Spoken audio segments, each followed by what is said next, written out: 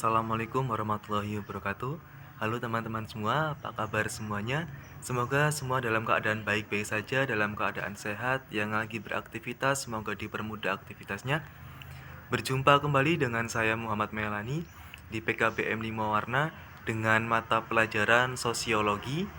Di sini kita akan belajar sosiologi di modul 9 unit pertama, yakni pembahasan kita terkait mengenai yang pertama ada pengertian konflik, teori konflik, faktor-faktor penyebab konflik sosial, dan yang terakhir ada bentuk-bentuk konflik sosial.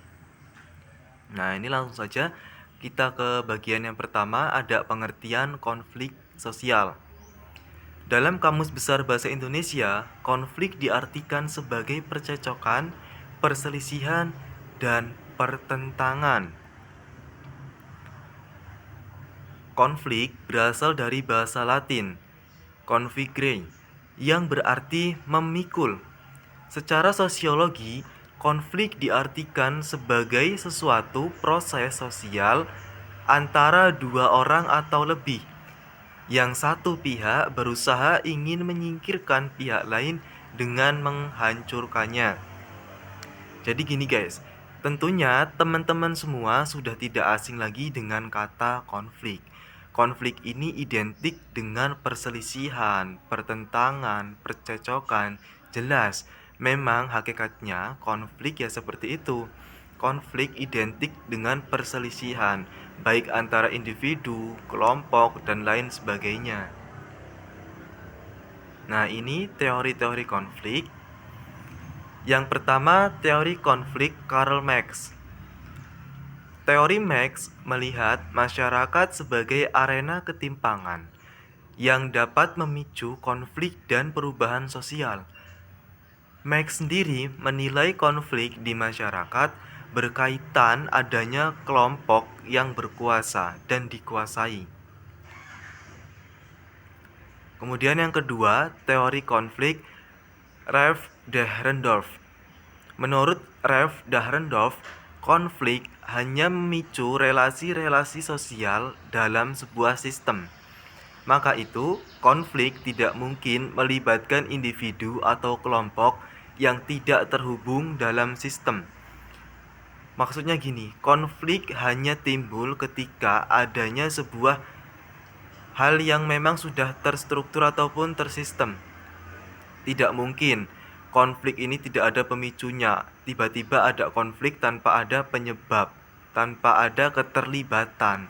Jadi konflik ini akan muncul ketika adanya sebuah keterlibatan dalam sistem. Ini menurut teori konflik Dahrendorf.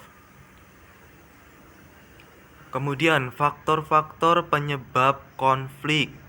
Yang pertama ada perbedaan antar perorangan atau sering kita jumpai adalah perbedaan antar individu. Maksudnya gini, perbedaan antar individu atau perorangan ini biasanya dipicu karena perbedaan pendapat atau perbedaan perasaan yang memicu sebuah konflik antar individu itu sendiri. Kemudian yang B ataupun yang kedua nih ada perbedaan kepentingan seperti kepentingan ekonomi, kepentingan politik, kepentingan sosial. Contohnya, konflik antara partai politik ini melibatkan kepentingan-kepentingan. Kemudian ada perbedaan kebudayaan. Nih, seringkali muncul perbedaan kebudayaan, perbedaan kebiasaan, perbedaan adat, tradisi. Ini seringkali muncul dalam masyarakat, perbedaan kebudayaan. Kemudian yang terakhir ada perubahan sosial. Perubahan sosial ini lebih dominan kepada perbedaan pendirian dalam masyarakat ataupun kelompok sosial yang memicu sebuah perdebatan, yang memicu sebuah konflik di mana ada pendirian baru yang muncul dan masyarakatnya ini belum bisa menerima perubahan tersebut dengan signifikan. Kemudian bentuk-bentuk konflik sosial nih ada banyak, silahkan dibaca ya guys, teman-teman semua silahkan dibaca, silahkan dipahami. Yang pertama ada konflik individu dengan individu. Kemudian konflik antar negara, kemudian ada konflik antar rasial, konflik antar kelas sosial, konflik antar kelompok sosial, konflik interindividu, konflik antar generasi, konflik yang bersifat destruktif dan konstruktif, dan yang terakhir ada konflik berdasarkan aktivitas manusia di dalam aktivitas masyarakat.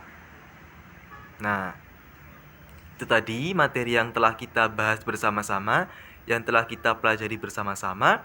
Jika ada yang kurang paham, silahkan ditanyakan, boleh lewat kolom komentar ataupun boleh lewat link yang nanti akan disebar. Cukup sekian materi pembelajaran kita kali ini. Sampai berjumpa di perjumpaan selanjutnya. Saya akhiri. Wallahul muwaffiq ila aqwamit thoriq. Wassalamualaikum warahmatullahi wabarakatuh.